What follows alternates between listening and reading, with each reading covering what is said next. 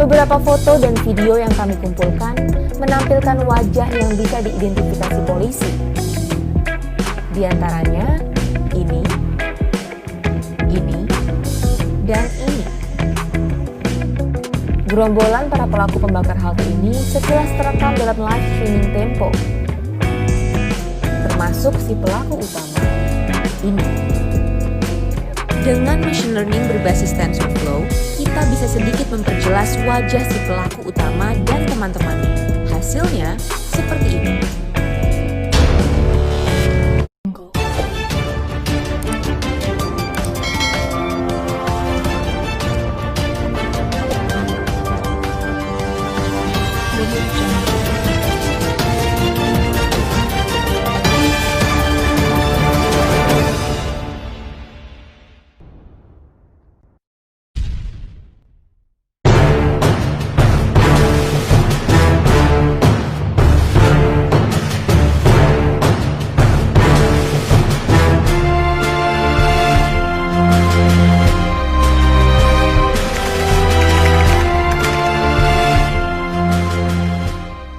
Foto viral ini jepretan Ari Basuki, fotografer merdeka.com.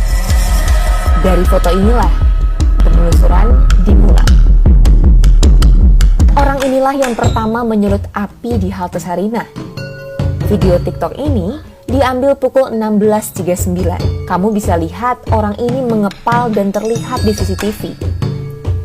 Video ini diambil semenit kemudian. Dua video ini menggambarkan pada menit 16.40 api belum terlihat di halte Sarinah. Jika kamu melihat asap ini bukan dari dalam halte, tapi dari sini. Lalu petaka itu datang. Orang ini, dan ini saling mengenal satu sama lain. Mereka bergerombol datang pukul 16.41 dari arah Jalan Sunda. Tak langsung beraksi. Para pelaku melakukan observasi selama beberapa menit.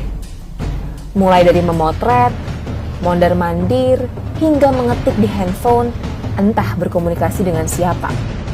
Menit 16.45, pelaku mendekat ke halte Sarinah. Ia sempat berkomunikasi dengan temannya dan menunjuk ke arah kobaran api di bagian selatan. Si pelaku maju sebentar, lalu kembali membawa traffic cone. Ia membakar cone itu sampai menyala dan membawanya ke halte. Tapi api keburu padam dan ia balik lagi ke kobaran api. Ia mencoba mencari bahan penyulut api lain, lalu menemukan apa yang dicari. Spanduk itu lalu ia bakar. Dengan api yang masih menyala, ia membawa spanduk itu ke halte pada menit 16.52. Ia kembali lagi ke titik kobaran api dan meminta salah satu temannya untuk membawa spanduk ke halte. Dia kembali ke titik api membawa spanduk, sempat mengambil kardus, lalu membakarnya bersama teman-temannya. Pada momen di menit 16.53 ini, kita bisa melihat tujuan pelaku datang ke lokasi memang bukan untuk berdemonstrasi, tetapi membakar halte. Di saat masa berlari menuju perempatan Sarinah menerobos barikade polisi, si pelaku dengan santai tetap fokus mencari api untuk membakar halte. Cukup lama di sana, ia lalu kembali lagi ke halte pada menit 16.57. Ia kembali ke titik api pada menit 16.59. Lalu kembali ke halte membawa penyulut api yang lebih besar. Kali ini, ia diikuti oleh teman yang berbeda. Menit 17.01, pelaku sempat berbalik badan setelah membakar halte. Ia lalu mondar-mandir,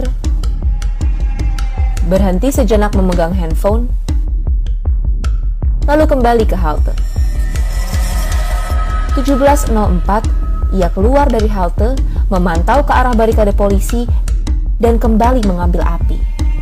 Di situ, ia terlihat mengobrol dengan kawan-kawannya.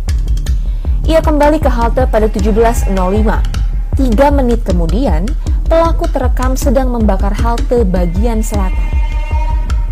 Ini adalah kobaran api pertama di dalam halte. Video ini memperlihatkan bahwa tak ada titik api selain di bagian selatan halte. Video ini diambil pada 17.12. Terlihat dari orang ini dan ini yang tampak di CCTV. Di rekaman, terlihat api semakin membesar. Video ini diambil 3 menit kemudian. 17.18, pelaku menjauh dari halte dan duduk di pertigaan Jalan Sunda, lalu kembali membakar halte. Video ini diambil pukul 17.20. Terlihat dari sekelompok orang ini yang juga muncul di CCTV. Dari video ini terlihat pelaku mulai merusak sisi utara halte. Video ini diambil 17.22, terlihat dari orang ini muncul di CCTV. Ini adalah momen yang terekam dalam foto viral di media sosial. Si pelaku membakar sisi utara halte dengan api dari sisi selatan. Usai melakukan itu, api mulai membesar di bagian utara. Dan pelaku duduk berkumpul dengan kawan-kawannya merayakan perbuatan yang telah mereka lakukan. Cerita ini tak berhenti hanya sampai di sini. Mari kita mundur 62 menit ke belakang. Semua berawal dari sini.